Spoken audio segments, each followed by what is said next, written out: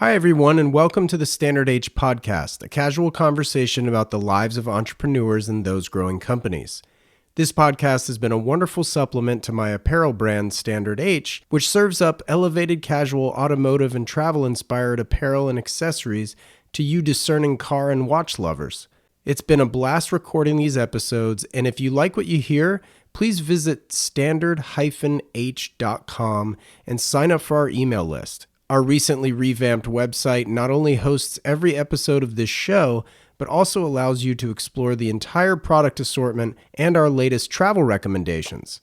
As an email subscriber, you will then receive offers no one else is privy to, and I can promise it'll be well worth your while. Just hit pause real quick and hop over to standard-h.com to sign up. We'll be here waiting for you to hit play when you return. Watch collecting is often described as a journey, and along these roads of exploration, you may encounter independently owned brands you've never heard of creating some of the most incredible timepieces. If you're in search of these brands, look no further than Passion Fine Jewelry, owned by former Standard H podcast guest Tim Jackson. Offering incredible timepieces as well as phenomenal customer service, Passion Fine Jewelry is California's largest independent watch dealer located right here in Solana Beach, just north of San Diego. There you will find Roger Smith, Gronfeld, Kudoke, Habring, Sarpaneva, Roman Gauthier, and many more. If you can't make it to California, visit passionfinejewelry.com for their entire offering online. This episode is also brought to you by Cantonment. Cantonment's flagship product, the Kerchief, is a perfect medium between a handkerchief and a bandana. Featuring iconic designs such as a Fender Stratocaster and the dashboard of a Volkswagen GTI, these utilitarian cloths are an item that should be a mainstay in your everyday carry. Tuck one in a back pocket or use one as a neckerchief. Visit them at Cantonment Co., that's CANTONMENT.co, and use the code STANDARDH in all caps, no spaces, for 20% off their entire online shop. Now let's get to the show. Prior to the pandemic, I came across what would soon become one of my favorite YouTube channels. I was brought in by this UK-based car vlog and its host, Sam, mainly due to his energy, enthusiasm, and really what felt like uninhibited honesty. Seen Through Glass gained my subscription very quickly when Sam launched his adventure called Drive the World, literally a trek around the world where he drives a Porsche 911T while documenting every step of the way. It was incredible. To say this conversation is heavy on the car talk would be a drastic understatement. And as I often say about many of these episodes, it could have gone on for much longer had we not had a time constraint. It was a ton of fun to hear all about Sam's process, how he films, and what he finds to be the best way to produce content. He even opens up about something never really talked about that was lurking behind the scenes when filming Drive the World. Sam's automotive influence came from an arguably unexpected source, and another fun insight arrived when we began discussing watches and what role they've played throughout his life. Turns out his father is somewhat famous in his own right within the world of horology, so stay tuned for that. When Sam posted a video asking for support for his trip to Mille Miglia, I couldn't email him fast enough. After following Sam and his automotive journey for several years at this point, partnering with him has been somewhat of a long-term goal of mine for Standard H. Well, he happened to see my outreach, and after a couple of Zoom calls and a couple of headaches provided by our friends at UPS, we got some products sorted and in Sam's hands for his trip to Italy. His first of 2 videos documenting his trip just released this past Sunday, so be sure to give that a watch, and stay tuned for the second one due out this Sunday. But for now, I'm your host, Wesley Smith, and you're listening to the Standard H podcast.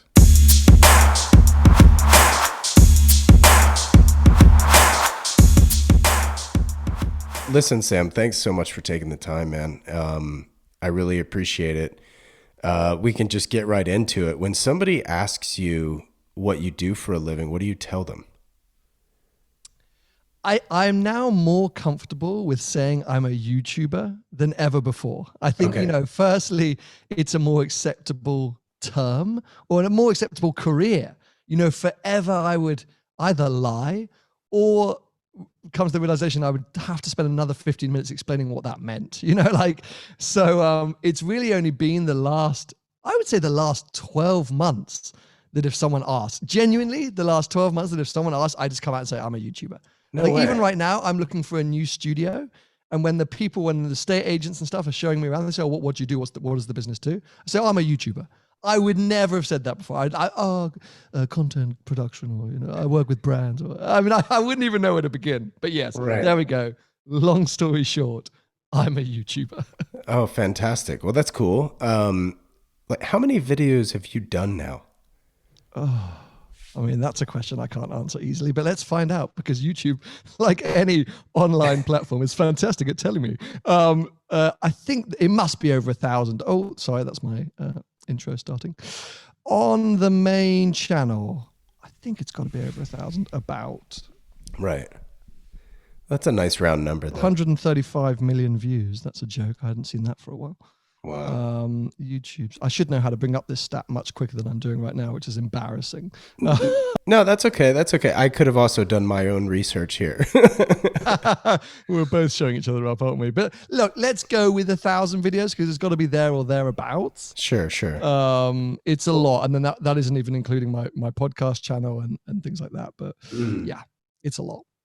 At what point did you feel like, okay, this is taking off? End of year one. I started creating content online as a hobby, as a distraction from everyday life, from a slightly unsuccessful consultancy which I'd set up. And that was all it was ever supposed to be. And at the end of year one, I was creeping up on 100,000 subscribers. Wow. I hadn't really made any money yet, because YouTube, it's a complicated beast. And at that point, I hadn't really made any money, but I knew you could make money. I'd seen into the hole that is YouTube, and I thought, this looks like fun. So yeah, that was the moment I went, wow, we've got something here. Let's go with it. Wow. Okay. That's really, really interesting. So you had a consultancy before? Yeah, so just before I started YouTube, I'd been working in PR, in public relations, for about 5 or 6 years maybe, mainly around like film, television, entertainment events. So whenever there was a big global entertainment event, I was there to sort of handle the press or the media access or the media coverage of that event. And I loved it. I'll be honest, dude, I absolutely loved that job. And I left a huge agency, one of the biggest agencies in the UK, to go and set up my own specialist consultancy that would just do film premieres. Because that was like my specialism, and that's where I thought I did really good. And I was like, I'm just going to go and nail film premieres. And on the side, maybe I can get a couple of like F1 related gigs. When a team is launching a new car, or maybe when a sponsor wants to do something, it's a similar vibe. Like I can do this. And long story short, a year in, I'd done 2 or 3 good things, but I was not busy. I was not busy. I'd had like 2 or 3 good clients, but I was like, this is boring. And I'd gone back to my dad and said, like, I think I want to go and get a 9 to 5, because this kind of self-employed, I'm too stressed, I'm too anxious. And he was the one who said, look, no, go find a hobby, distract yourself. And that hobby was making videos. And I was passionate about cars and motorsport. So I thought, heck, let's make videos about cars and motorsport. Yeah, that's amazing. Speaking of being busy, like I often describe my calendar as looking like a minefield. Yeah. Like I can only imagine that yours is as bad, if not far worse. Dude, I think anyone either working for themselves, actually, I'm not, even if you're working for the man, even if you're in a big corporate, we're all busy people, huh? We're all busy people. I think the only thing I would say about YouTubers or online content creators is people underestimate how busy we tend to be. And the fact that the internet never sleeps, the internet is always on, in inverted commas, means that we always have to be on. It's a very demanding job, but I think 9 times out of 10, those doing it are super passionate. So just like with everything you're doing with Standard H and all of that stuff, if you're passionate about what's going on, it's not work. It's not a job. It's, that's your life. That's just the every breathing minute. That's what you're doing. Yeah, for sure. And that's exactly how I feel. But like, what's a typical day like for you? Like, is there any structure? Like, I mean, I'm sure there's some structure, but is it? Okay. Every day is fairly different. The only thing I can tell you is that on a Monday I record a podcast. And the only reason I've got structure to that is I have a co-host who runs a used car dealership here in the UK. And that's the only day he can do regularly. So we just know that every Monday at lunchtime we're doing a podcast. That's the only regularity I have in my life. It's the only structure I have in my life. I crave structure, bro. Like I crave it. Like I haven't been to the gym in like 17 years and I'll blame YouTube for that. Dude, no, but you're fit. Like what are you doing to stay thin? I'm not. I might be thin. That's something to do with my genetics. I don't quite understand it. I think I'm dead inside. So my arteries are really crying for help. But yeah, no. I mean, okay. So like, I'm going to say all of us because I think it is a toxicity. I wake up, I look at my phone. Right. That's that. Yeah. I literally, the minute my eyes open, I'm straight to my phone. And that's usually anxiety induced in terms of, international emails that would have come in overnight, but then also what would have happened on socials. Because sometimes I'll be posting right up before I go to bed on stories, on Twitter. A video may have gone live. So my first thing is like, how did the video perform overnight? What comments or interactions might I got on that Instagram post? How have my stories done? So that's the immediate anxiety. These days, I'm filming less than I was. I'm on a 1 or 2 videos a week schedule. At one point in my life, I was on 4 or 5 videos a week.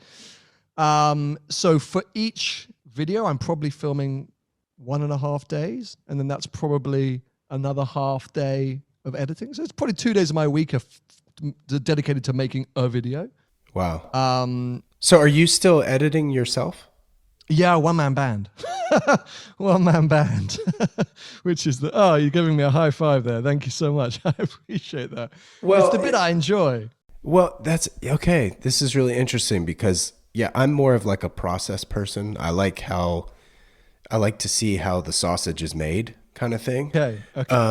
I think everybody loves a manufacturing tour. I mean, you fall in love with products so much easier that way when you like can really see how that sausage is made, That's really interesting because I wanted to ask if you've hired, an editor. My biggest downfall as a businessman is not hiring people. You speak to any successful entrepreneur or business person. Delegating. Yeah, delegate. You gotta hire people to grow. And my struggle with that is twofold. Firstly, I'm a control freak. So especially with the creative process. Absolutely. And secondly, because I started this as a hobby, shifting into a business mentality has been the biggest barrier for me. Like that's the hardest thing I've really struggled with looking at YouTube as a business. And there are many channels out there globally who've done a far better job or who start channels as businesses. But I'm still like, lol, like as if this is my job. So then when, at the moments I should have hired someone or I should have had help, I was just like, I'm good. Like I know how to make a video. I know how to edit. And it's ridiculous. I'm 6 or 7 years in now. It's a healthy business. It's a good business, but it's held back by my lack of delegation. I have a commercial agent. I have to say that I have a commercial agent. They're fantastic. An amazing girl called Lucy. I shouldn't call her a girl. She's a woman. What does Lucy do for you? Like, what does that mean? She solely looks after any partnerships, commercial partnerships for Seen Through Glass or myself as an entity. So let's say Shell. Shell are a company that I've worked with for 4 or 5 years now. So that is a marketing collaboration. So there's a lot of confusion when it comes to online content creators between PR and marketing, and you hear bad stories on both sides, but that's pure marketing. So they'll come to Lucy, or Lucy will go out and reach out to a brand and say, look, we want to work with Sam, or Sam wants to work with you. Are there any projects coming up? And Shell will say, yeah, you know what? Actually, we want to talk this year about how the V-Power you're putting in your road car is pretty much exactly the same as what the Formula One drivers are putting in their F1 car. Sure. How can we tell a story around that? And then there's a commercial agreement there. So I'll get some money. There'll be a fee attributed to that. They'll then hopefully get the exposure or the content that I'm creating. It's traditional advertising in a sense, or media advertising. So that's her whole gig. So that helps a lot because I wouldn't have time to do not only the proactive outreach that she does, but also the contracts and the negotiation. Like I'm happy to do everything. Yeah. As I say, I'm a bad businessman. So a company reaches out, I'm like, yeah, sounds great. And she's like, you need to get paid. Right. Well, if you get paid, she gets paid, right? I mean, I'm sure there's another incentive for it. So, takes a cut. But so how has your approach to filming changed over the years? Like, say, year one, even though you gained some success, as you mentioned, and you're in year 6, 7 now. Yeah. I definitely care more. I've always cared about the sort of cinematography element, the production element. I've got to a point now where I'm comfortable enough to blow my own horn on occasion. As a British guy, that's not a very comfortable place to be. But I was one of the first in our space to bring music into videos. Prior to my videos, supercar YouTube vlogs were very raw, and that's still a style that a lot of YouTubers use. But I always wanted to have a bit more of a cinematic feel, so bringing in a bit of music, editing, cuts, different styles. And dude, that's just grown. It's grown with experience, it's grown with confidence, it's grown with ability, all these different things. So now it's I overshoot.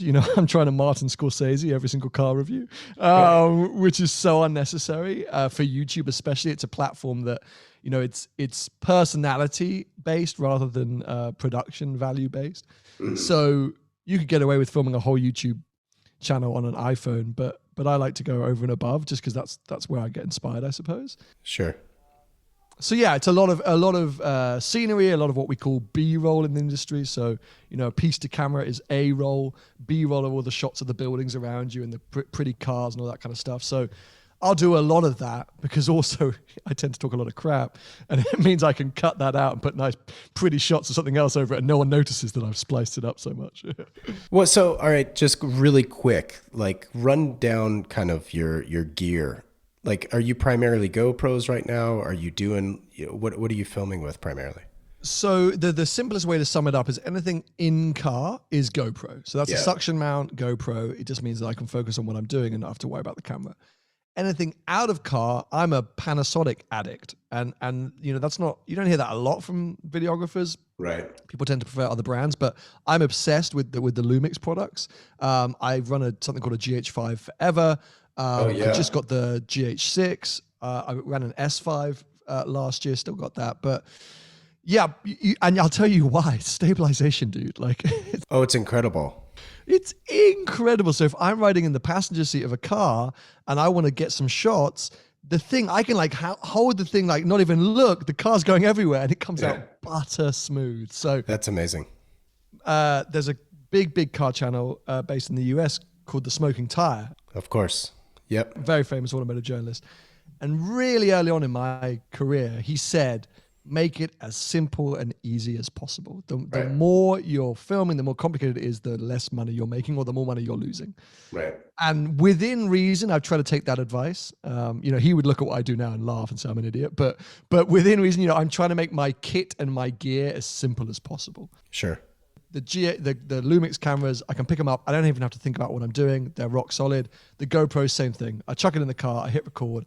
I haven't got to be worrying what the exposure's like and the focus and all that stuff like that. It's just get up and go. Now, is Lucy involved in either of those two companies in acquiring those types of products? No. So weirdly, GoPro, I have really hit my head against. There are some brands out there that you would think, surely, that's an easy go-to. Nope. Right. I would love to understand what GoPro's approach is, because I know people who get literally sent 15 GoPros a year for fun. And I'm like, hey, and they just will not even acknowledge it. They're like, cool, here a link to our shop. Unreal. The only people who've ever been half good were DJI. Yeah. But this was a few years ago now. And DJI sent me some stuff, and then I guess I didn't post enough about it because I didn't really, and they were like, oh, we're good. So. Oh, because you're not actually reviewing the drone. Right. Well, yeah, that's exactly it. I'm not doing a whole video talking about a drone. That's not my channel. And that is a commercial agreement at that point. Yeah. So this is where it gets really complicated as an online content creator, what brands expect, what creators expect, where the money should be involved. But, the giving of goods with an expectation of exposure is a real tricky gray area. Yeah. And I think DJI, as fantastic and supportive as they were, clearly had an expectation that they hadn't necessarily outlined to me. And so I just thought, great, drone, off I go. And I definitely talked about it, but obviously not enough. So haven't heard from them for a while. So yeah, bless Lucy. I ruin her life because there's a few things I chase her on, and GoPro is one of them, and the other is a blue tick on Instagram. And I remind her monthly that she's failing miserably at both, but she's incredible at so many other things that I really can't give her a hard time. Well, that's interesting. Okay, so I know what a blue check is, obviously. It's like Twitter and Instagram, and it's called verified. But like, what's the function behind it? So it's lost a lot of its appeal or purpose, right?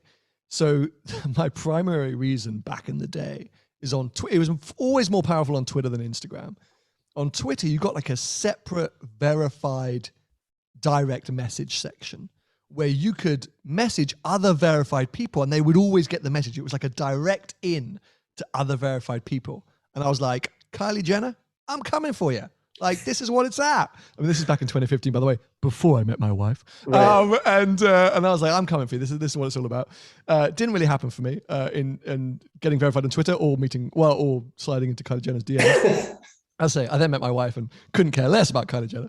On Instagram, you know what it is? It's more a sort of a reflection, I think, or not a rubber stamp. I'm trying to think of the word. A validation of what you do online. Because if somebody has a blue tick and they like a photo, or if they comment on something, if they send you a message, you immediately notice that. So as a creator, it's a very easy way to network. If I want to engage with a brand, if I want to engage with an event or a venue or another creator, it's much easier to do that because you have a blue tick, because it pops up. It's far more in their face and you're more likely to get a response. Whereas if you don't have that, you just get lost in the endless DMs, comments, and messages that they get. So, you know, I can't remember. My Instagram, I have no idea. It's 300,000 something. I lose track and I don't really keep track. It's unreal. It's a stupid amount of people, right? Like, it's a stupid amount of people. It's a city. If I send a direct message to GoPro, it gets buried as well as John from Kentucky, who's got 5 followers. It's rated the same. So that's where I'm like, I would like a blue tick so I could be a bit more effective in my job. But then also it's like, why don't I? Like, it sounds like the really most like egotistical thing in the world, but like, I know people who have done far less online and somehow have a blue tick. So it's just a personal vendetta I have against these platforms. And not that this needs to become a blue tick conversation, but I've also heard other people give me a blue tick. I know, like, I don't have one, right? Like, so it's one of those things. Like, I've heard some people say, like, I don't want it. Oh, that's interesting. And I don't know. I've never been able to ask those. I've heard people say it, but if not like in front of me to where I could, ask like, why not? Or what's the negative of having it? You know what I mean? I guess it puts you too much in people's faces, I suppose. You can't be as incognito as I am. I can sneak around and I can comment or engage or whatever, but if you are verified, it suddenly makes you a person of note. And people are like, oh, you're verified. Like, right. That's what it is. It's complete social media. I don't know if I'm allowed to swear, bull crap. I don't even know if that's a swear word. No, you can. You can say whatever you want. Great. Perfect. It's all about us. It's the toxic side of social media where we're endlessly chasing these unrealistic goals. And look at me, I do this as a living, and here I am desperate for a blue tick. For what? For what purpose? There's no real purpose. Right. But I want it real bad. And I think that's all it is. It just hovers above some of us. Sure. But yeah, so as I say, Lucy's is spectacular, but there are these weird things within my space as a car creator that you would think would be very natural partnerships that have forever evaded us. And just some brands just look at you and go, no, you're not relevant to us. You're not within our space. We don't need to activate within that market, whatever it might be. Right. Your videos are typically like 15 to 25 minutes, I would say, on average. Is that like an algorithmic based decision, or is like, what's the philosophy behind the length? Yeah, so this will get a little nerdy. That's what these things are all about. Great. Okay, well, let's nerd out. So, when I was back in the PR days and online content sort of started to really take over, 90 seconds was your limit. When I worked with brands, it was like, if you're going over a minute, you're already in trouble. 90 seconds is all you want to do. Then these vloggers started popping up and videos were like 6 or 7 minutes. And that was like, okay, this is interesting. And then I'm guessing like 2015, 2016, YouTube did a major algorithm change. And if you uploaded a video that was over 10 minutes, you could do double ads. So you could insert an ad into the middle of your video. And now we have Casey Neistat. Oh my God. Everyone was like, cash, money. And you noticed every single YouTuber was like 10 minutes, 1 second. So everyone pushed towards this 10-minute number. That was so prolific that everyone figured it out. Like even the audience were like, oh, classic 10-minute video. Now, since then, and constantly, the algorithm on YouTube becomes more and more complex, develops and grows to the point where very few people even understand it. You speak to Mr. Beast, even he's like, I'm still learning the algorithm. You know, he's got the best handle on it out of everyone in the world, but he's still figuring it out. So, and he's the biggest YouTube channel in the world. Just for those that aren't too familiar with it. That's incredible. The big push now is to long form content. And I've been trying to understand where this comes from, because it's not just a monetary point of view. It's actually the audience are also demanding it. And that's because the more channels that start to do long form, if you then watch a channel with short form in inverted commas. So if you're watching a lot of 20, 25-minute videos and then you watch a 10-minute video, it seems really short. So you're going to ask that creator, oh, I want more long form content. So the more people that do long form, the more we all do long form. And I genuinely think that's out of the back of COVID and the lockdown.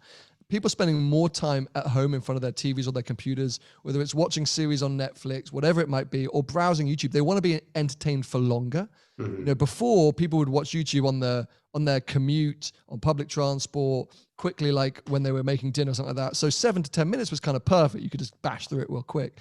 Well, now people are using YouTube like it's TV. Television, yeah.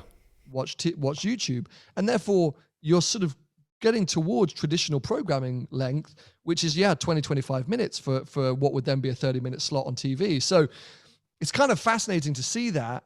I actually struggle. Making longer videos, I find harder than making shorter videos. Like, because you can pack a load of content into 6 minutes. Like I could feel like that's a hot video. If you film all day, 6 minutes is a hot video. Dragging something out for 25 minutes, oh, you got to talk a lot of crap or you got to film a lot of crap. Right. You have got to fill your bucket list, because I'm all about entertainment, right? Engagement level entertainment. I want the video to have a story. I want you to be constantly engaged. I want you to be following what's going on and there to be a narrative. So I just don't want to sit down and talk for 25 minutes to a camera, because I'm already bored like 3 minutes into that talking. So how you keep that narrative and that engagement level going for 25 minutes, I find very, very difficult. So it's a new challenge for me. I worked with a buddy of mine on a video that ended up being, I think it was 7 minutes on the nose. Nice. We had 100 minutes of footage and we cut it to 7. There you go. Now, could it have been longer? Absolutely. But the question I'm getting to is, so how much footage do you typically have for, say, a 20-minute video? I'll go back to the Matt Farah advice. You become one becomes a machine at shooting what is required. Super efficient. Yeah, my sole focus is on the chat. So I will overfilm B-roll, going back to A-roll and B-roll. I will overfilm B-roll. So, you know, if I'm out, let's say just reviewing a car, I will get all the shots, static shots, you know, flybys, GoPro shots on the side of the car, so you get those dynamic angles. But all that's going on in my head is, have I got a minimum of 10 to 12 minutes of chat? Because, you know, I'll typically do a couple of minutes of music, sort of scenery shots, but I have to have got 10 to 12 minutes of interesting chat as a minimum to know I've got a video. So that's always my stress and my focus. And, you know, if you were to spend a day with me filming, and lots of people are always surprised, you know, I get invited to cool places and they'll watch me film. And that's my biggest stress. It's like, okay, but I haven't got a video yet. I might have been filming for 4 hours, but I don't have a video yet because nothing's happened. I haven't talked about anything. So I've got to find that chat, because otherwise you end up with 2 minutes of chat, 20 minutes of B-roll. Like, that's not a video. That's just like, and it's boring. It's a screensaver. So that's it. So I've become better at like, right, what's my narrative? What are the bits I've got to get? What's the chat I've got to get? And then okay, on top of that, I'll just overfilm everything else and somehow it will work out. Sure. Yeah. That's really interesting. Are you self-taught as far as editing and videography goes? Yeah. That's great. What program are you using to edit? Final Cut. Okay. Standard. Yeah. Yeah. I didn't want to move to Adobe. It scared me too much to take the time out and learn it. Right. Final Cut's where it's at. Are there any like editing hacks aside from just being super efficient that you could share? One thing which I think when people are starting out, they miss is a very obvious and effective thing is if you're going to bring in music, edit to the beat of the music. It will transform your video. It seems like a really obvious thing to say, but a lot of the time people will, especially if they're doing car videos, right? You stick a GoPro on a car and you drive up a canyon road, like, oh, great. And then you think, oh, I'll put some music to it. If the cuts don't work, it somehow jars as a video. But if you've got a music track which is going and you cut and you slice at every beat or every other beat with that GoPro footage, suddenly you're like, oh, this video is awesome. So yeah, that's like a weird, obvious hack. And then, as I say, I think aside from that, the biggest advice I have for anyone starting out is audio. If you're going to do any kind of content, audio is king because as I say, we've all got the best camera in the world. It's in our pocket. It's called a phone. Every phone in the world now is the best video camera you need. You don't need anything else apart from that. But the audio is crap on a phone. Right. So you've either got to get an what's called accessory, a microphone accessory, or you then got to get a camera that you can plug a microphone into because none of us want to watch a video which is like no one's enjoying that.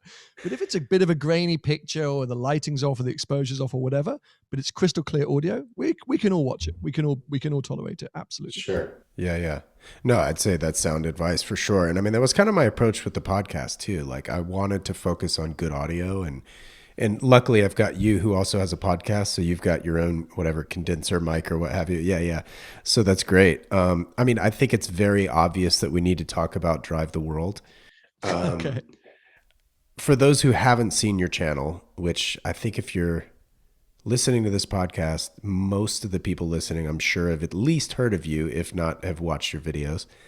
Can you just give a quick overview of like, you know, how that origin story was in creating that a massive project? Yeah. So actually it starts in 2017, if I got to be honest. So 2017, I'd been doing YouTube for a couple of years. And by this point, there was quite a few other people doing what I was doing, supercar vlogging. It was getting a busier and busier space. And I'd done 2 series. I'd done a travel series to LA where I based myself in LA for 3.5 months. And I'd done a travel series in Italy where I'd been around Italy for a month and a half. And they were by far the most successful things I'd done on the channel. The people were still talking about the content, you know, months or years later. And I was like, okay, so I've done this thing. What's project number 3? Like, how do I follow this up?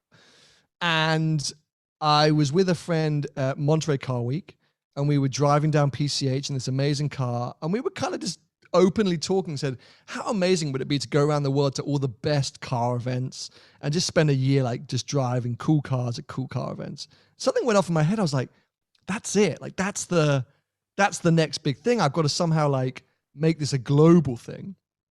Went home, my girlfriend, who's now my wife, I was like, babe, like, we're going to do this like world car event trip.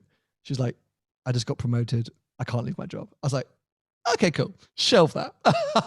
So that got shelved for like a year.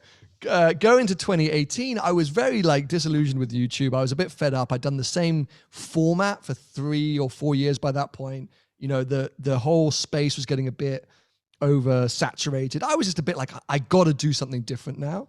So I went back and revisited this whole like world car event trip thing. And the more and more I looked into it, the more and more research I did, and I thought, you know what, the only way to do this, or what this actually is a trip around the world. Like that's what this needs to be. I stumbled across a weird stat that was my channel was watched in 132 different countries in 2018. And I was like, what the hell is a seen through glass viewer in Vietnam? Like who is the seen through glass viewer in South Africa? Like, who are these people? And so that's where really the origin story was. It was like, drive around the world and meet as many seen through glass viewers as I can to understand what it means to be a petrol head or a YouTube viewer or a car person in all these different countries. And look, you know, it ended up being truncated. Did we go as far as we wanted to go? No.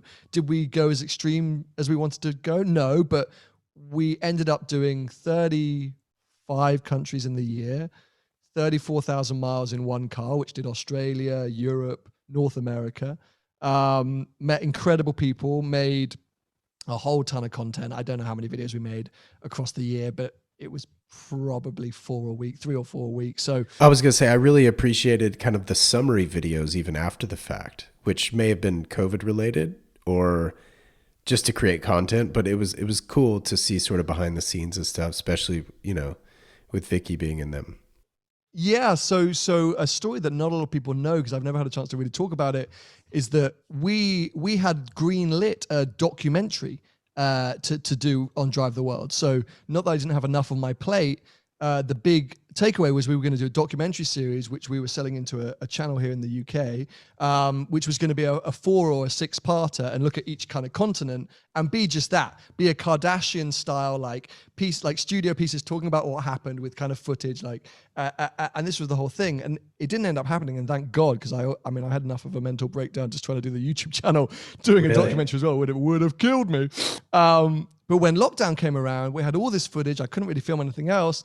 And we were sitting there and I thought, heck, let's make a version of that documentary. Like there's still so much meat on the bones here, so much people didn't know about, so much we filmed that we couldn't talk about at the time. And, my wife, Vicky, she's never appeared on the channel, has no intention to, I don't want her to, but it was the perfect timing to do it in lockdown and the perfect excuse for her to do it. And yeah, I'm glad you appreciated it. We loved doing it. It was so much, it was a very cathartic experience doing it, I have to say. Yeah, and it's just special too, I mean, it obviously speaks to your partnership, but I don't know, there was just so much more of, even more of a human element to it. I just thought it was really fantastic. Which was the hard part to figure out, right? I think if lessons learned or, would I change anything? I went into that year looking at YouTube and looking at my business in a completely different way to how I would do now. So, as I say, I was coming off the back of frustration within the automotive space. I don't think I really knew my channel audience as well as I do now. And the whole thing at that time was daily vlogs, right? All you need to do to succeed on YouTube is daily vlogs. The more content you can upload, the better. Shmi was taking off with daily videos. Like this was the whole pressure. And it was all like cars. I'd done a bit of lifestyle stuff, but not really. Like it was all cars. So I went into that year thinking, right, I want to try and make a video every day. I want to overload people with content. And everything's got to be fundamentally like about a car. Every video needs to feature a car. When actually, long story short, what I should have done or what people I think really wanted to see was a more raw human experience of what it's like to travel the world in a year. As I say, lessons learned, I would have done it differently. But at the time, that's all I knew. I wanted to make, car content. I was trying to grow the channel and trying to give people what they wanted. But I think, now in hindsight, and if I was to ever do it again, I would have told a more personal story for sure. It's interesting. I mean, I think there's some parallels there with Standard H. I call it chasing demand. And I've mentioned this before on the podcast where like when I first launched the company, I had, my logo, and even though it's like a fun, cool, subtle kind of soliciting a double take sort of logo, and though I still love it and wear these hats daily, I thought people wanted logos, and I've never been a logo guy. I mean, this is, the long sleeve Avant tee, and like, this is me, and then taking it a step further, this is my design, my fabric, my, everything is all me. And I think that kind of speaks to what you're saying is if Sam does what Sam wants to do, people will gravitate to that because we want to see Sam be Sam and not just try to predict or mind read what we think we want because we don't know. You know what I mean? Like we follow you because of your voice and your sort of attention to detail from that perspective. And that was a huge learning curve for me because I didn't have the confidence, quite frankly, to like, why do people want my stuff? And then I'm like, but I want my stuff. So I just kind of boarded that ship of worst case scenario, I've got at least one customer. Which is always good. No, but you're so right. And I think, that's why there's a great synergy between, I think, what we're doing and why I'm so happy that we're working together on this big project about to kick off. And it's because you're exactly right. That I was focused on what I thought people wanted and what I thought the YouTube algorithm wanted. Whereas now I'm so much more confident in what I'm doing because I just relaxed into it. And COVID helped force me to just make the content I wanted to make and not care so much. And so did the trip, to be fair. Like 6 months into the trip, I was like, right, screw it. Like we're on a trip of a lifetime. I'm just going to make the content I want to make, go the places I want to go. And then it performed a lot better. So I think it's great advice for people around the world. You have the confidence to just do your own thing, and you're far more likely to succeed than trying to chase what you think everyone else wants. What's the expression? Be yourself, everybody else is taken. Yeah, that's nice. I like that. Put that on a t-shirt, bro. yeah, exactly. So there's a couple of things I wanted to ask you. What, as far as your trip was there any part of the US that you preferred or like enjoyed the most or maybe surprised you most? Yeah, I'm going to upset some of your followers or listeners now. I really only like, let's think the most eastern point, like Colorado West, like anything east of Colorado. I'm not that fussed. Really? Oh, interesting. Was that weather related? I just think as a European, as a Brit, my obsession with America, my love of America, which is still true, is based out of film, right? Well, of course. That's my whole, I'm there and I'm like, I'm in a movie. And for me, sort of West and Midwest is that, wherever I'm going, I see Americana at its greatest. And, the sun is setting and there's cute little taverns and there's the diners and like everything is just movie, where you get to sort of Kansas and parts of Texas. And I even forget like where else I went. And I was like, oh, this is flat and ugly. and I'm now in like Making a Murderer territory. Yeah. And like, I'm pretty sure every truck stop I'm going to get raped. And like, we're suddenly like, I'm now on the dark side of Americana. And also, when you've done a trip that's a year long and you're 2 months into the American trip, like everything didn't go well towards us, like wanting to have a good time in, as I say, like, let me actually think of places I went, like Georgia and in and around Chicago and Detroit. And, like these are cool places, I'm sure, if I flew in, flew out. Right. But at this point, I was like, I just want to go home. And like, I don't want to get stabbed before I get there. I don't want to get shot. Like the car can't get carjacked. And it felt like it was going to happen. So yeah, I really am obsessed with like Oregon, Washington, California. I was just up in Vancouver last week. Right. And obviously that's Canada, but that whole part of North America, I'm obsessed with. Wyoming, Utah, all of that I adore. I struggle with some more eastern and southern places. It's so funny just because of the synergies again. I grew up in North Carolina, but I was always obsessed with Colorado and California. I debated for years moving, to Boulder or Denver, Colorado versus Los Angeles. And finally I was like, well, I can surf and play golf year round if I move to California, right? So that's how that happened basically. And I still to this day like have this weird feeling when I see the Hollywood sign in the hills. Like it's crazy. Like it's that's not real. Implanted in us. It's implanted in us. You can't help it. And it's a big part of my, those who don't know my channel, I have an obsession with Monaco, with Monte Carlo. Same. And that's because, I grew up watching Formula One, so I see it on the TV every year. And then also, it's within some kind of popular culture. It does feature in films, whether they're talking about it or not. The scenery, the imagery, you feel familiar. You arrive and you feel like you know it. Yeah. And so whilst it's a weird ass place and it's not somewhere that everyone's going to like, I just immediately am like, I'm home. Yeah, I love it. It's the same thing as Hollywood. You see that sign, you're like, this is badass. Like, even if it's got, it's down parts. But I'm a fan. Well, and especially with Monaco, because you like walk through those streets and you see how narrow they are. And you're like, wait, that car does 130 miles an hour in this part? Like, you're just like, what? I can't compute it. Do you know what I mean? Like, I simply cannot fathom that speed. Because even in my younger days, when I would drive a little bit too quickly through the center of Monaco, I'm talking like 35 miles an hour. Like I cannot even, I can't imagine it. I simply cannot imagine the speeds that they go. And I've been lucky enough to attend a few Grand Prix and watch it and visually see it. And even then you don't quite understand it. It's just like, they're just these things. That's when you're just like, all praise Adrian Newey and all the Aero guys, and and bravo Pirelli. It's just kind of like.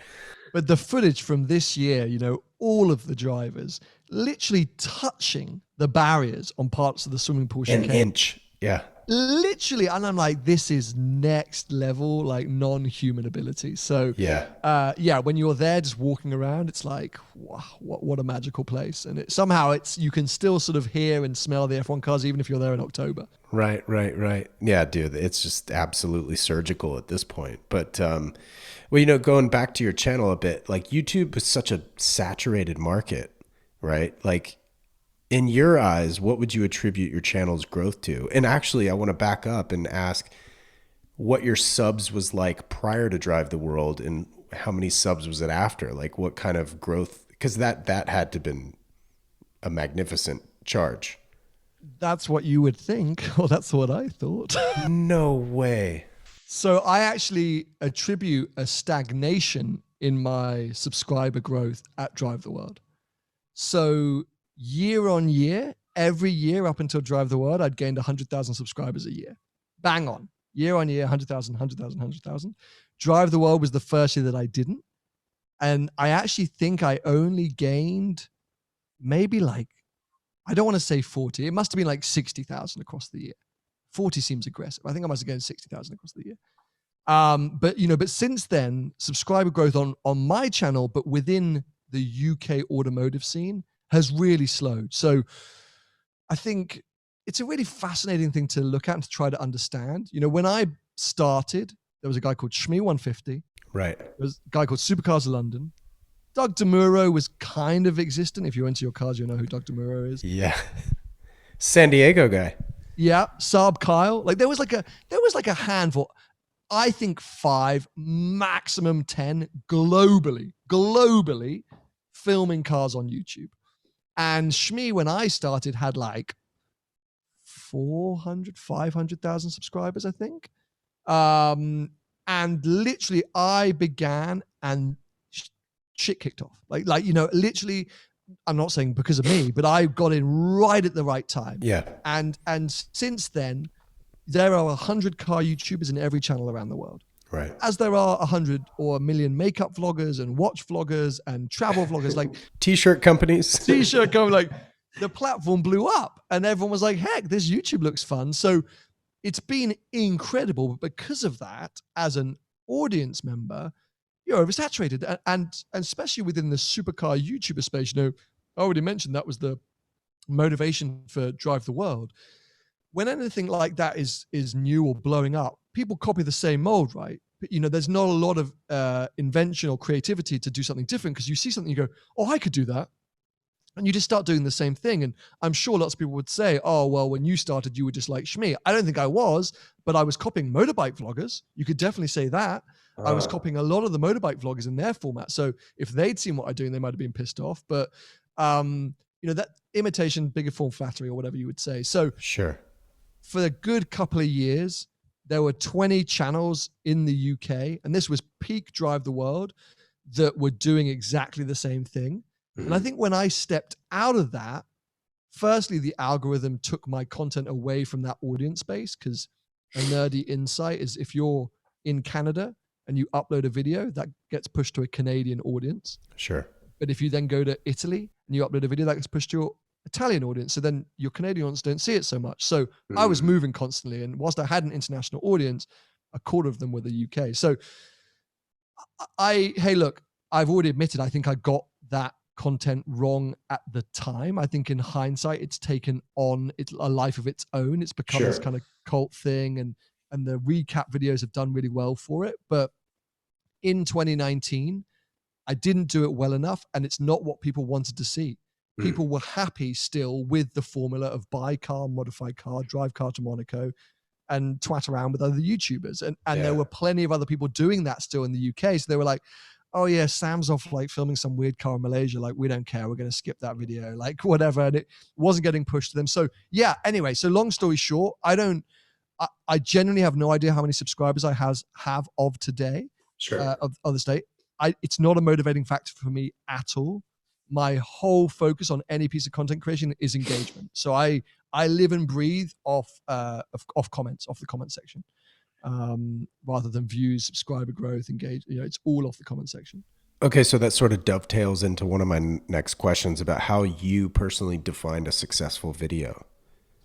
There's definitely a number, which, I think realistically, if I'm at like 70,000 views, I'm like, okay, cool, I'm fine. I'm like that's good. I'm happy. Over 100K, I'm like, great. Like these days, that's fine. But even if a video, for example, I did a commercial video the other day, and it got like 28K views, which I think is a pretty dead video. Like for me, I'm like, that's kind of crappy. But engagement, like comment sections through the roof, right? So those that watched it are adoring it and loving it and saying this is the best piece of content ever. So then I know that I've got something wrong. So I've got the thumbnail wrong, I've got the title wrong, or it's an algorithmic thing. So there's a lot of times when it's out of your hands. I've noticed last year when F1 went absolutely insane and the world suddenly woke up to Formula One, right. If I upload a video now at the same time as a race, I see a dip in views. Or right. I'll see in a dip of views so I now have to think about F1 upload schedules or F1, start times and things like that. So all these things, which I can't always, blame myself. Sometimes I have to go, look, it's just a thing. Right.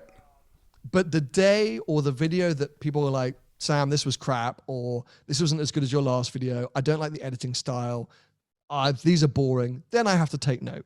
And that's my whole focus. That's why I'm like, look, I can't sit here and drill into the analytics too much, because yes, there's a lot I can learn and there's mistakes I'm making which I can read into. But as long as those that watch it like it, I know fundamentally what I'm doing is right. I just need to improve how I'm selling it. It's all marketing on YouTube. And it's no good having the best tasting chocolate bar in the world if no one's eating it. Right. But if you have the worst tasting chocolate bar in the world and you try and sell it to 1 million people, they're never buying another one. So, my focus is make sure the product is always fantastic and whoever watches it will love it, and then slowly work on getting more and more people to watch it, I suppose.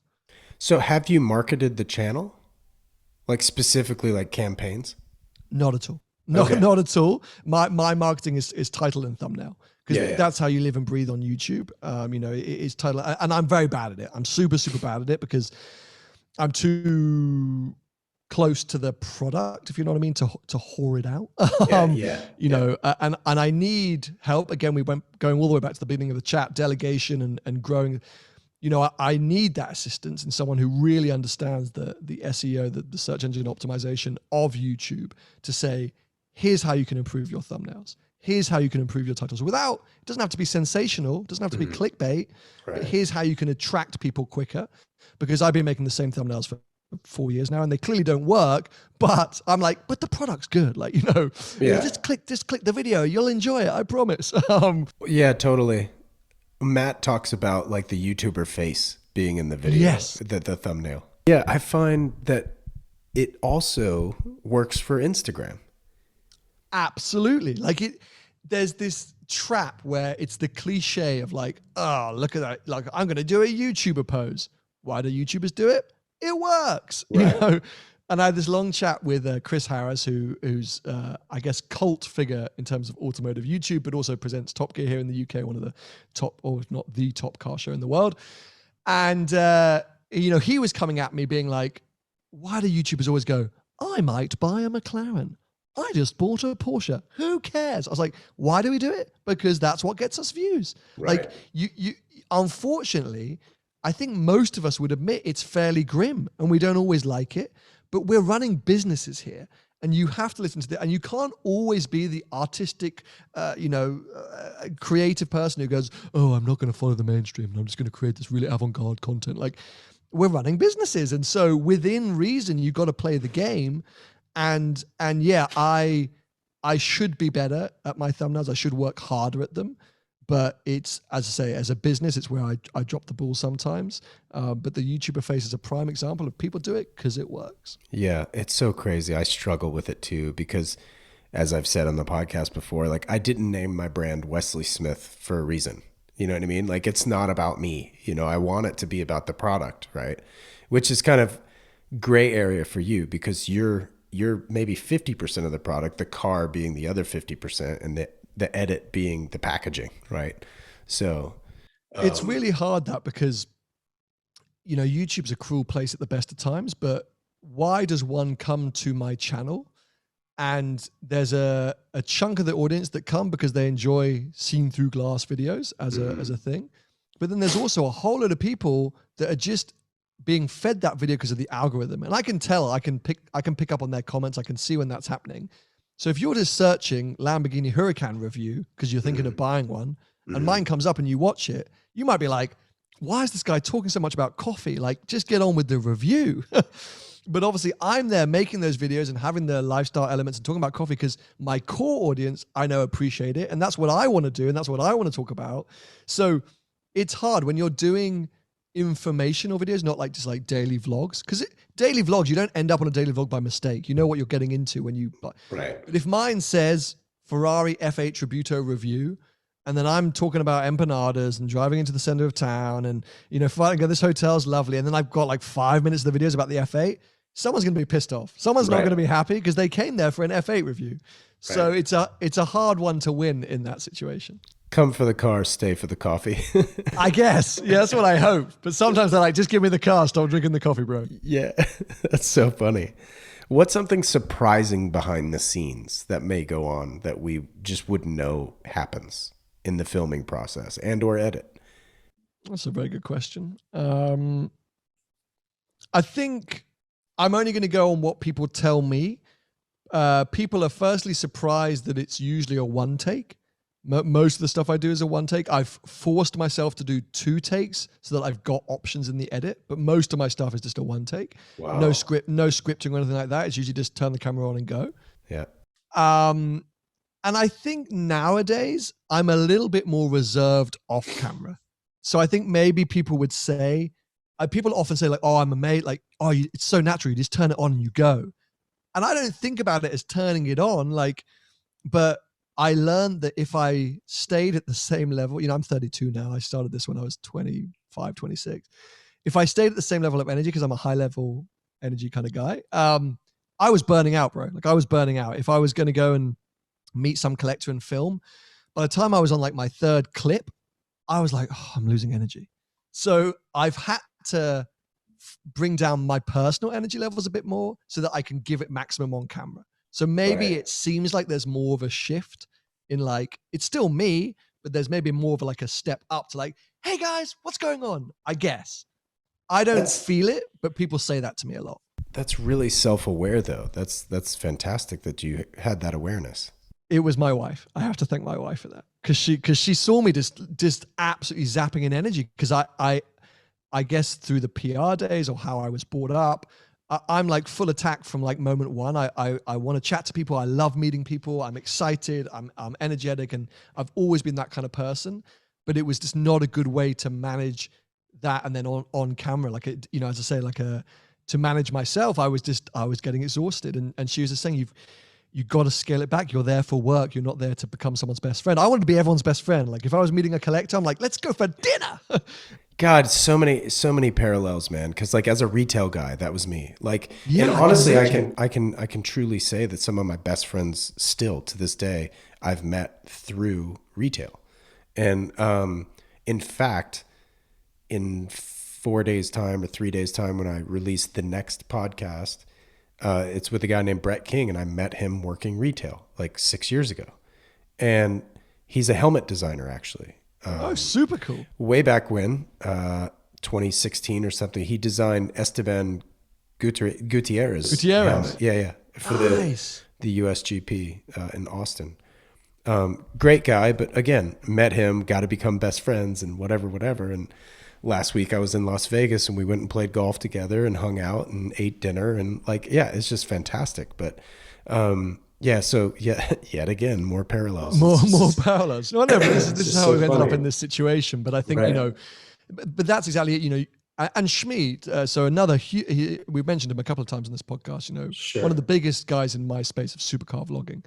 He is fantastic, if not sometimes too brutal in this, where, go to a car show, like go to Cars and Coffee at the weekend.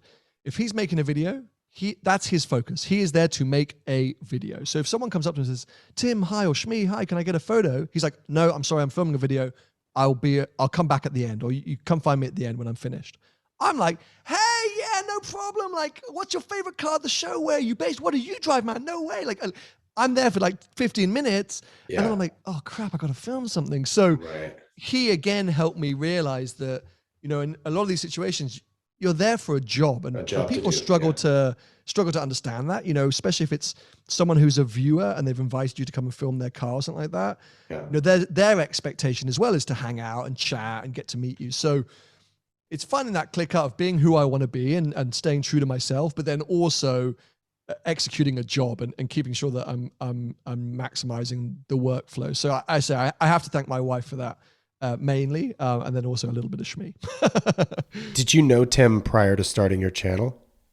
I knew of him, of course, but no, I didn't know him. Weirdly, we worked out later on. I actually worked with his ex-girlfriend for a period of time. She was an intern at the agency where I was at, so that was a weird coincidence. But no, I didn't know any of the YouTube gang before I started. I met them all once I'd already created the channel. Cool. What do your parents do? My dad is a jeweler, so as in jewelry. Yeah. So he absolutely is the boss of that. I only found out when I was like 21 or 22 that he's like the world's leading expert on vintage Cartier. I was like, that's not my dad. But no, he like crushes it. So like if you're like, oh, there was this clock in like 1940, and he's like, oh yeah, it's here, and this is how much it cost, and this is how many they made. Anyway, so he kills it. You're giving me a real shocked and surprised face now. That's crazy. I just bought my first Cartier watch. No way. Is it a Tank or a more modern thing? Tank Louis. Oh my God. Well, he'll be all over this. So he went through a whole stage. The last 2 or 3 years, he's been dominating the tank market. He's been buying and selling everything. He's had a few crashes come through. Like that's his whole vibe. I think maybe I don't want to say too much, but I feel like he's now stepping back on the tanks, but he's really been crushing the tank game. Wow. That's insane. Wait, what's your dad's name? His name's Harry. I'll send you his surname. I don't post my surname that much every now and again. More for his privacy than mine. But he does an amazing job of it. Not a world I've ever been interested in. I did 3 summers of internship with him. Not only is he a complete Nazi when it comes to how he runs his office, I was just like, not my world. I have zero interest or passion at this at 17 years old. And my mum's a therapist. My mum's a psychotherapist. But she's the petrolhead in the family. All of my love of cars and everything came from my mum. My dad couldn't care less. It's all from my mum. She's had cool cars. She was into Formula One and motorsport. She definitely bred the petrolhead in me. Now, are they both originally from the UK? Yeah, both British. They've been together for, I'm embarrassed to forget for how long, but a whole chunk of time. And I have a sister 2 years older, again, couldn't care less about cars. She's a teacher. So, you know, there's nothing that should have launched me into this way of life. They're incredible parents and fantastic at what they do, but not necessarily within the creative industry or within automotive or anything. Right. So, but incredibly supportive. So, you know, throughout my life, I've just backed anything. And, you know, I think my dad knows I credit the start of the channel to him, but maybe he doesn't. But I do. So yeah, without his support and his advice, I wouldn't have started the YouTube channel in the first place. So what are some of your earlier car memories then, if your mom drove like cool stuff? A4 Cabriolet, what a beast. Always dark blue. And in the back roads of the UK, out in the sort of what we call the countryside, so, you know, outside the city, I used to always sit on her lap and she'd do the pedals and I'd do the steering wheel. And we did that fully on like totally legal roads when I was like 9 or 10 years old. That's great. She was very, very encouraging of that. So I remember that a lot. My dad used to always smoke around in like Range Rovers or C-Class estates or whatever, like just anything that was comfortable that would get him from A to B.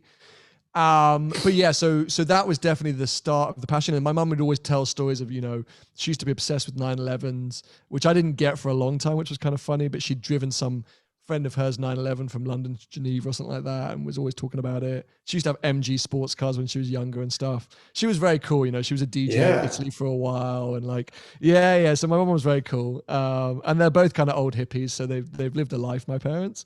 But yeah, some of my earliest car memories for sure with the A4, the boxy shaped A4 Cabriolet. Yeah.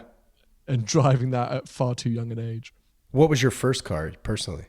Volkswagen Golf, Mark IV Volkswagen Golf, little 1.4 liter. Oh, let's go. It was the dream, man. Absolute dream. When I was 17, and that was, that was goals. I had a few friends, I had a few other bits and bobs, but for me, that was the only option. And I adored that car. Adored it, mate. Do you have any specific memory of driving that Mark IV? Oh, 1,000. I mean, literally, I think, the minute I got my license, I was just out and about in it everywhere. Me and my friend drove straight up to Scotland about 2 weeks after I got my license. So that's maybe it's a 500-mile trip, probably pushing it. It's probably more 400-mile trip.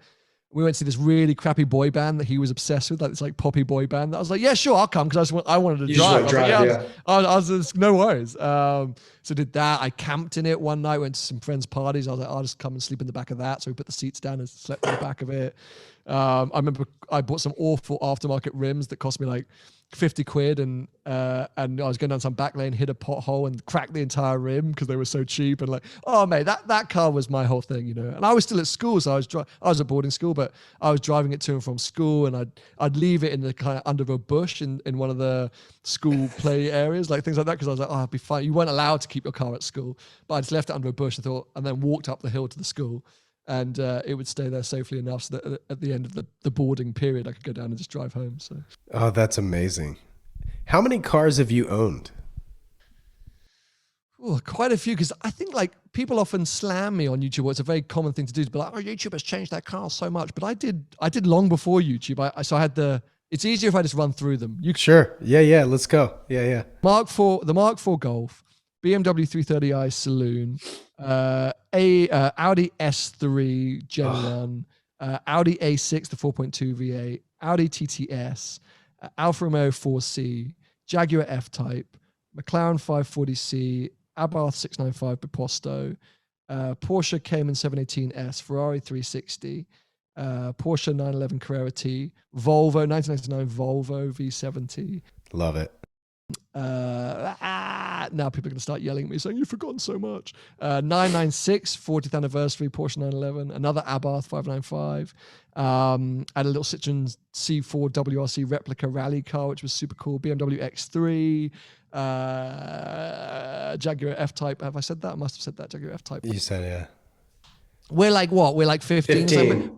But, prior to YouTube, I was just one of those, I changed my car every 6 months because I just wanted to try things. Like, all my friends mock me for like king of depreciation because I just wanted to try stuff. So I just I'd get bored and I'd just go and buy something else. And it was fairly ridiculous, but that was just it. And then when YouTube happened, I was in the same pattern. I was just able to get in and out of more things. That's all it was. Oh man, that's amazing. So how about yourself? Have you ever kept count? Oh my God, dude. I have not had too many cars and I'm on my 4th Volkswagen. So okay. Yeah. So well, I'm a VW Audi, Porsche fan. So I sold Audis and Porsches for a blip on the radar like 15 years ago. And I guess that's when I got my first one. I had a Mark IV, Jetta actually. And then I traded that in on a GLI, and that's what I drove cross country with to move to California. And then I got my first GTI, which was a Mark VI. And then I got my Mark VII. And with my Mark VII, that's when I started to play with it. Chipped the engine, AWE exhaust, lowered wheels, tires, swapped out for European LED tail lights. I basically made the car look how I wanted it to look from the factory. And people stop me all the time and ask me what trim level it is. I'm like, it's the standard H trim. There we go. Brand everything. But I mean, I think my wife and so my brother-in-law actually works for Rivian. And, wow. So we're looking at getting a Rivian SUV. So that might come into the garage. My wife drives a Mazda MX-3. Or Mazda 3 or whatever. She's not a car person at all. Okay, fine, fair enough. And so, I mean, my dream car is a 911, Well, actually, my dream car is a Ferrari, right? Like, I'm a Ferrari guy first. I'm a Porsche guy through and through, though, So, which is what I wanted to ask you about is kind of the genesis of the 360. Like, why that model? Where'd you find it? How'd that all come about? Because, I mean, it's still... And as you've gone through your restoration, which has been amazing to see for its 20th birthday, the car just looks so good, man. It's better and better, doesn't it? Yeah. I literally just picked it up just now from the garage ahead of next week's big trip, and I was like, oh, it looks so good. So yeah, like you, I mean, Ferrari, my Ferrari obsession began with Schumacher, Michael Schumacher, famous Formula One racing driver. So yeah, that was where it all started. That was the love of the brand, and that funneled into road cars later on. Forever it was just the team, but then obviously like early 2000s, I was like, oh, they make road cars too. Brilliant. I don't think I necessarily at that time went, I want that model. I spoke about it recently on another podcast. I actually think the first Ferrari road car I really obsessed over was what I always thought was a 575, but actually was a 550 Maranello, featured in a Nicolas Cage movie called The Family Man or The Family Guy, something like that. And he's like this cool bachelor living in the city, and he rocks up in this badass Ferrari. And I definitely remember going like, I need one of those in my life at some point. But then life took me down this different path, and I was like, okay, Ferrari by 30 would be a nice thing to sort of say, but it wasn't like I was sitting there like an affirmation, like every day of my life, I must get a Ferrari by 30. It was just like, no, yeah, cool, like, that would be nice. And then when I started getting into this YouTube game, they were kind of there or thereabouts, but I wasn't really sure like which route to go. Like 458 was kind of cool, but again, like they seemed a bit too far away, especially on the modern stuff. And I literally did no word of a lie. I had a dream because the 360 Challenge Stradale has been my dream car for a very long time, even though I fell in love with the 550/575 first. Sure. I guess the Challenge Stradale obsession came not long after that. So, like 2004, that car came out. So it was around that time that I posted a car. So when the channel started, some of my earliest videos are obsessing over Challenge Stradales. And I had this dream that I'd bought a manual Challenge Stradale, and the internet went mad. And I was like, it's the best thing in the world. And I woke up and I went, oh, and then obviously reminded myself, okay, they didn't make a manual Challenge Stradale. So like, what's that all about? And I thought, but they of course made a manual 360. So I thought, I wonder, like I want to find the craziest spec from factory 360 out there. I want as many challenge parts on it as possible. I wonder if I can get the bucket seats. Like I'm just going to go in. And I put a tweet out saying, oh, I dreamt that I bought a 360, a manual. And this kid tweets me back saying, oh, my dad has a workshop and actually they've got a 360 for sale at the moment. Here's the link. I clicked the link. Dude, it's the car from my dream. Like red, tan interior, challenge grille, challenge seats, roll cage, fire extinguisher. I'm like, so it's like 9:30 at night the next day. And I'm like calling this garage, like leaving voicemails. Like, hello, my name is Sam. I need that car. Don't sell it. Don't sell it. Don't sell it. Literally. And the guy wanted all the money in the world for it. And I was like, oh no. So it took us a while to get there, but we eventually finally settled on a deal. And that was 4 years ago. And the car has turned out to be better than I could ever have hoped.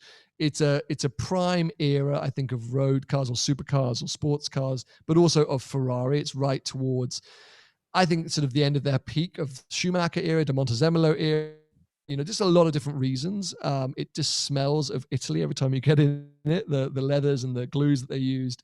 But the perfect road performance. And I was so lucky that the people who were selling it were and are the leading experts in 360s globally. I'm going to come out and say it globally. Wow. Definitely in Europe, but globally. And the guy, he's called Aldous, who runs the workshop AV Engineering, is so OCD and like just obsessive compulsive about like working on 360s, that car has been looked after, fettled with, like worked on like no other car. And so I will happily come out and fight anyone that says they've got a better 360 Modena in the world. I think it's perfect. And mechanically, setup wise, it's got the Challenge Stradale exhaust, it runs Challenge ECU, it's all factory. I haven't put anything non-factory on there except the brake pads, sorry. And yeah, it's an absolute dreamboat. And yeah, this year turns 20 years old. So I thought celebrate that by putting as many miles on it as possible. Oh man, it's incredible. And congratulations, frankly. Like, I mean, it's just amazing. Is there the perfect starter Ferrari these days? Like what would be a good one to start with today? Well, the thing is, like, the 360 remains one of the most affordable, right? Like, still, this is the thing. Yeah, I mean, they all Ferraris go up and go down. The 360 has remained one of the most accessible ones that you can go and do for mid-engine. If you want to go front engine or 12-cylinder, you're looking at 456, but I'll warn you off those because that can be a disaster. Great thing about 360 is within reason, they're probably only going to cost you a couple of grand a year to run. Like, and I say a couple of grand, like that's a lot of money, but you can definitely face horror stories. But the other caution I will put out there is that any affordable, in inverted commas, Ferrari means that at some point, Billy Bob in Texas has bought one and thought, I can do this myself. Like, I'll just fix it up on the driveway here. Like, I don't need a mechanic, and has missed things or has just like bought some cheap parts from the auto shop. And like, so you have to be really wary, because when those cars go wrong, it's a disaster. Oh, I'm sure. Yeah. Not only expense, but just time and energy. Like, so for example, there's a car floating around on the market here that everyone keeps tagging me in because they know I like green cars, and it's a green 360. And I don't think the person's going to be listening to this, so I don't mind. It's been on the market ever since I bought my car, 4 years, but it's just changed to a new dealer who's relisted it. Hence why everyone's like, oh my God, what is this car? Now look, maybe this new dealer's fixed it. I don't know. But famously, that car's gearbox was flooded with coolant liquid. Like, this was the whole thing. That's why no one ever bought it, because the guy's coolant kept draining out and he just kept topping it up. He never thought, oh, I wonder where this coolant fluid's going. It was draining into his gearbox. He never thought that. He just thought, I'll just top it up. It's low. So disaster. Like, and that's, that's a whole new gearbox. That's multiple tens of thousands in a car that's maybe 60,000. So you have to be really careful. But I think the 360 is a fantastic sweet spot. Yeah. All I would say is, if you want to just go a little bit more modern, the 430 with an F1 box, a coupe, well-spec'd, with the bucket seats and everything, that is a great car that I think is a little overlooked at the moment. In the UK, that's probably an 80, 90,000 pound car. I think that's a steal. I do think that's a steal, because it's just a 360 is a sports car, a 430 is definitely a supercar.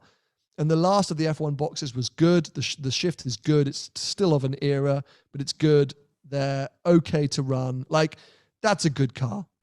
So a quick question, because I've only heard, secondhand or whatever, that the 458 was kind of the beginning of the reliability change in Ferrari.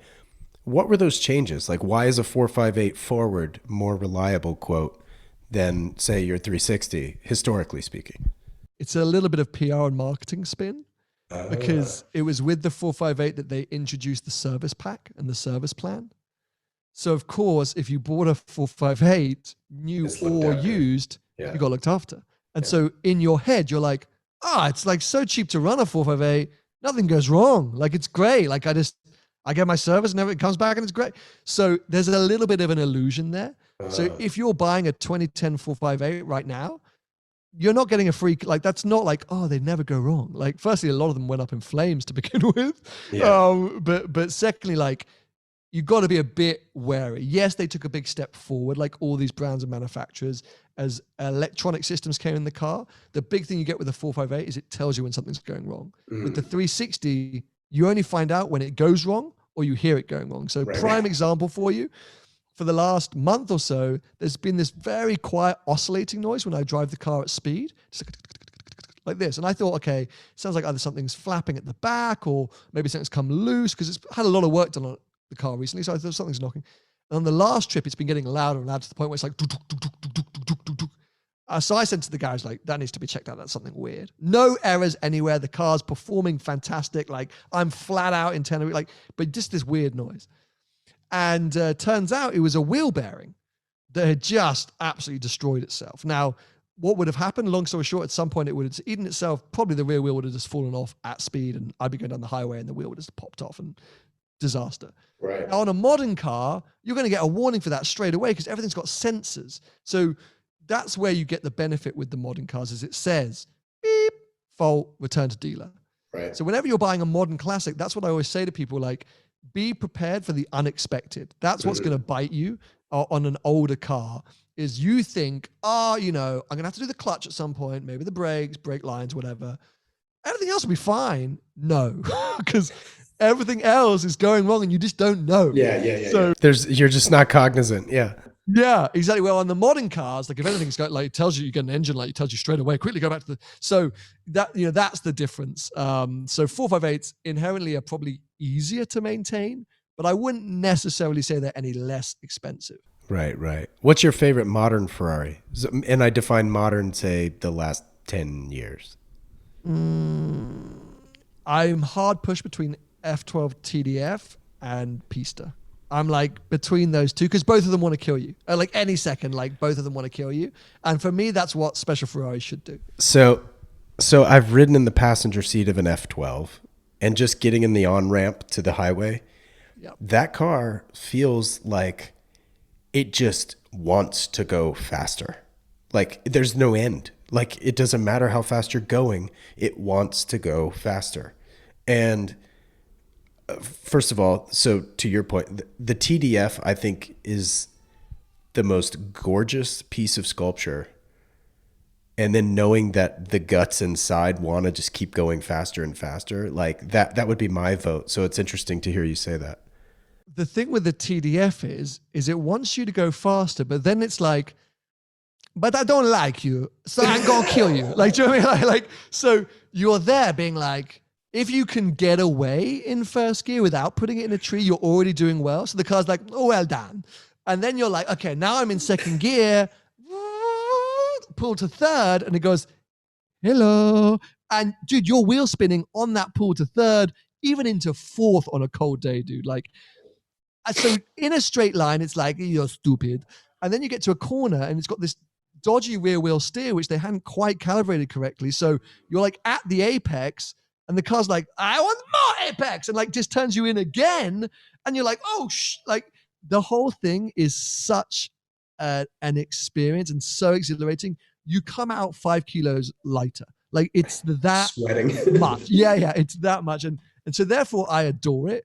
And the Pista is like a different kind of level where it's like, oh yeah, we're going to go racing. But you think, okay, I can drive this car, and then it just goes, no, dead. Like the TDF is a bit more predictable in the terms of like it just will wheel spin, and then at the apex, it's a bit scary. The Pista is just like it will just snap whenever it wants. Like just Google or go on Instagram, type Pista crash. Oh my god, oversteer. Not just oversteery, dude. Like it just snaps. The way that the car actually pivots on itself is what's scary. Wow. When the tires aren't at temperature or just with the balance, you cannot save that car once it's gone. You know, most Ferraris or any progressive kind of oversteer, you can sense it or you can see it coming. And you know when you've overcooked it, you can still kind of save it a bit sometimes. The Pista is like at a roundabout, no, I'm going to die. Like it's just, mate, I mean, but that's cool. That's cool because you always know that. So you're always a little bit apprehensive. Well, that was the Carrera GT, right? Exactly. Yeah. Which forever, by the way, and maybe we can discuss this briefly, was like, no one wanted a Carrera GT because everyone died in it, like RIP Paul Walker, but like everyone just died. And so forever I was like, oh no. And then suddenly people went, oh no, but I want one. And so like, let's just make them really valuable. So I don't know where people forgot the fact that they're super tricky to drive and quite sketchy, but made them investment grade because forever they were just terrifying. Well, you're several months into owning an RS6, which, the Avant, which frankly is one of my grail cars as well. Actually, an RS4 Avant is like tip top for me. And sadly, Audi hates the United States and doesn't release them here. And yours, you mentioned you're a green fan. Your spec is incredible. Like the green over tan. I mean, shit, there's a freaking Instagram dedicated to the car, the color combo, which is brilliant. We've chatted briefly before about, it being quite large to be in central London where you are. How has ownership gotten on with you, and are you planning an early exit as you have with other cars in the past, or what are we thinking? Yeah, it's been an eye-opening experience. It's a tough car to live with, dude. It is in a city center. It's also an unrealistic car to use as a daily. You've got to be so rich. You've got to be so rich to run that as a daily. I'm averaging like single-figure MPG in town, which is like not a thing. I can't fit through any of the width restrictions, which we have a lot of in London. Parking the thing is a nightmare. My wife hates driving it. And actually, at slow speeds, it's a complete computer. Like there's no rewarding sensation at slow speeds because you get this really synthetic noise. Everything feels a bit dead. Steering feels dead. Pedal feels dead. So you're like, what is this?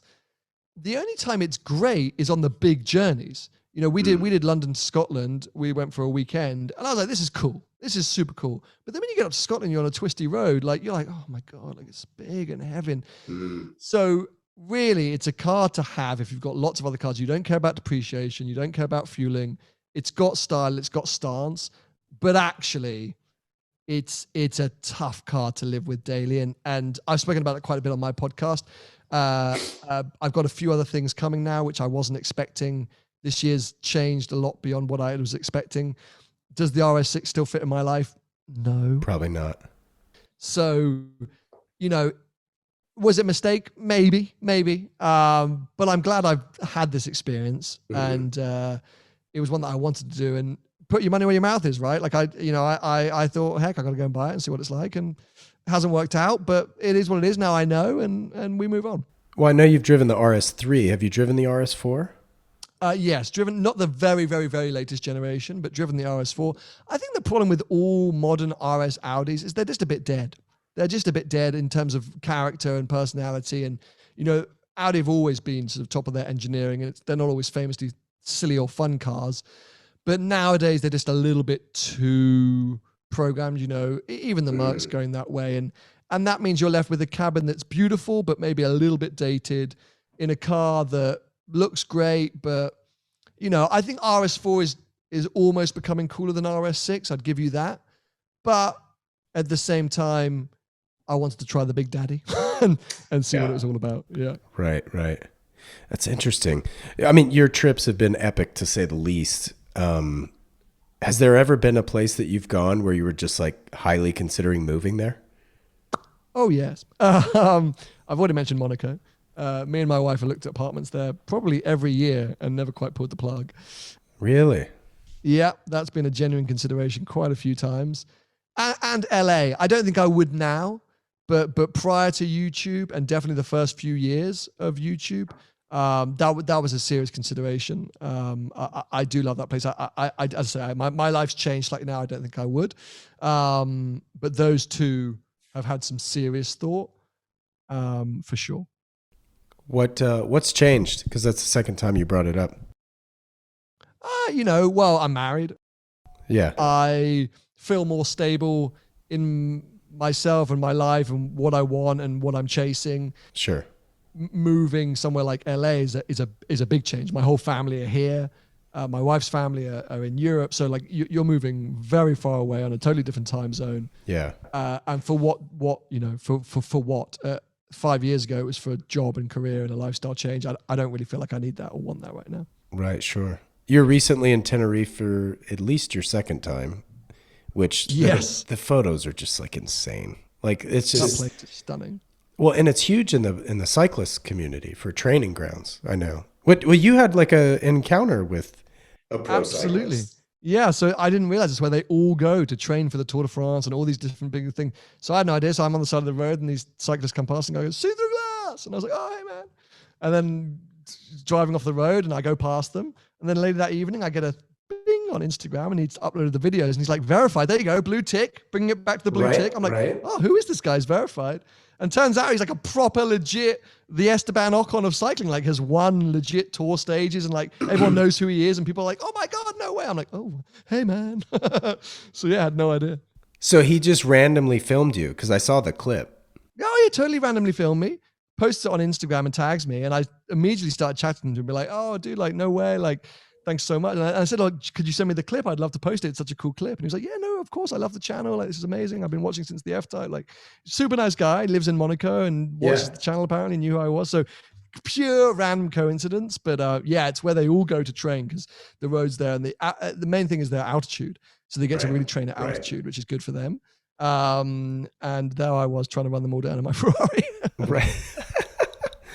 Well, you mentioned your podcast, so I kind of wanted to promote that a little bit. How did that come about? You've been doing it for years and it seems like you changed the format, right? Like you used to have guests, Yeah, for sure. It's definitely gone through evolutions. I started it a long time ago. I'm trying to think which podcast I don't know what inspired me. I think I was listening to a lot of Dax Shepard, who does Armchair Experts, which are celebrity interviews. Mm-hmm. Anyway, I just kind of like, let's get into the podcast space when no one was doing it. This was literally 2017 or 2018, 2017 or 2018.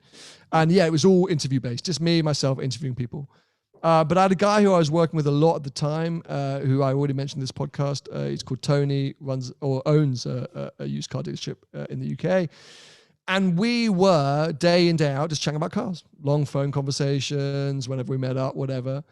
And I think either he came on an episode or we did an episode together and it flew.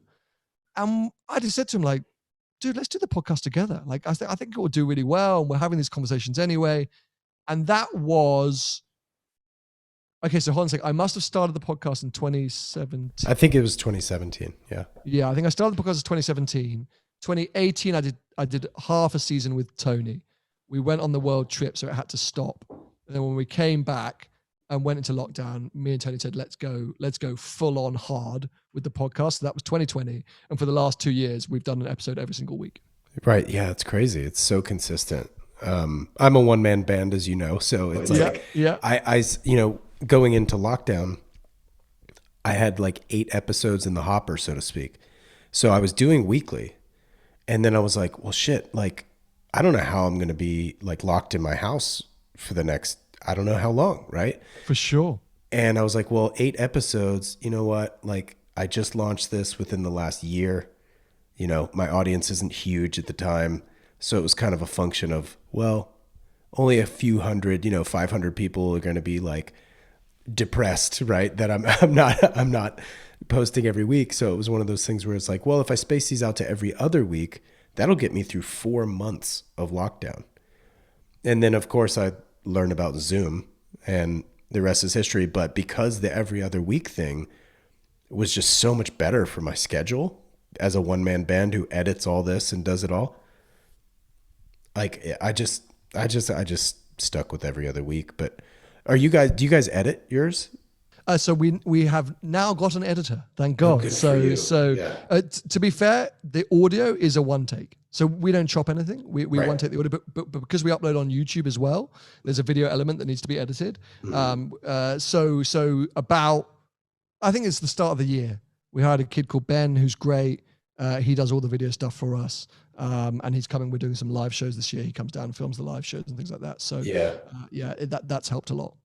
I post these on YouTube, but just with a static image, sure. and off we go. But I want to ask you about watches real quick. Sure. So what role have watches played in your life? I mean, obviously you're a Speedmaster fan. Yeah. But you mentioned your dad's like Mr. Cartier. So like yeah, I mean, there we go. It trickles from my dad. We kind of touched on that briefly already, but I think because he's always had nice watches. I've always been aware of them, like him wearing them. I don't think I necessarily was like a watch guy as like a kid, but I've always been aware of him wearing nice watches. And we have a weird link with Bali in Indonesia because I already mentioned my parents are old hippies, so they've been going there since the 70s and have property there. So we've always gone every year. And there is and was, I think even was, an amazing fake watch market or scene in Bali. And maybe I shouldn't promote that, but when I'm 15 and I'm going in and these were like amazing fakes and I've seen all these watches my dad wears and suddenly they're here for like 40 quid. I'm like, yep. So dude, I went in. Like I had a collection of like 25 Rolex Cartier edition, like Tag Heuer special limited. Like it was an insane scene. And not only were they that good, like he had a client who I remember at the time had an all black, I guess they did a Submariner or Rolex. Something was all black. And my dad found the fake, bought the fake, and they were like in a lunch meeting and the guy had a real one and my dad had a fake one. And he went, oh, we've got the same watch. And they had them like next to each other. And the guy never realized my dad was a fake. That's how good they were. Wow. So that's where my love came from. Cause I suddenly had like super legit watches. Okay, they were all fake. And I'm sure Watch Anish or any pro would have gone like fake. But at a teenager age, I was like the dream. And then I think it was it was definitely my 21st. My dad said, okay, enough of the fakes. And he gave me the Speedmaster, which I'm wearing today. So it's a 1996 Speedmaster. Oh, brilliant. And he was like, enough of the fakes. Here you go. This will get you on your way. And, what I loved about Speedmaster and what I appreciated about it, and still to this day, is I think it's the accessible Rolex, right? I think you can still pick up a Speedmaster for a couple of grand, okay? Mm-hmm. Fine, new, they're a lot of money, but you can pick up a used Speedmaster for 1,500 quid, a couple of grand. It is appreciated enough by watch people to go like, cool, man, Speedmaster. Yeah. You can tie it up with a funny strap. It looks mega. They haven't changed the design much. It's a bit like a 911. Actually, you know what? I'm going to say that's exactly what it's like. It's like the 911 of the watch world. I couldn't agree more. And so I immediately was like, this is my vibe. And then what I got obsessed with, just like with Porsche, is all the iterations. So the minute I had that one Speedmaster, I was like, oh my God, there are so many. So I've then forever become obsessed with every single edition, Tokyo Olympics, Moon watches, Apollo editions. Like that's been my whole to this day, my actual real watch collection is relatively small. I have this Speedmaster I picked up this year, a Schumacher edition, same year, 1996, but it's the reduced. I have a Tag Heuer Carrera from some work I did with Tag Heuer, and I literally just picked up a Casio. So which are awesome, which is the G-Shocks. Yeah. They just released a new version of. So that's my full watch reel collection, really. Oh man, that's amazing. So I think we should talk about Mille Miglia. Yes, I think that's probably where we need to get on to. Yeah. Well, let's chat about that real quick, and then we'll wrap things up. So yeah, and I mean, I'm assuming most people would have heard of Mille Miglia at some point. So this is the world's most iconic and famous road rally. It took place, I always like to say the 1950s, but I actually need to check that before I start filming videos next week.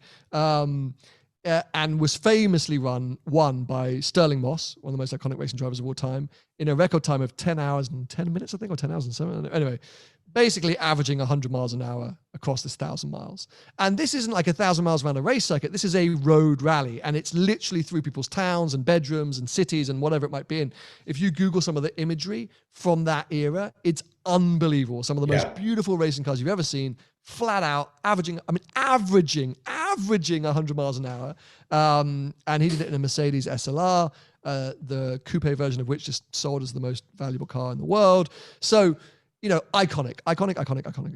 And since I think the 1980s, they've run this what would you call it? It's almost like a tribute.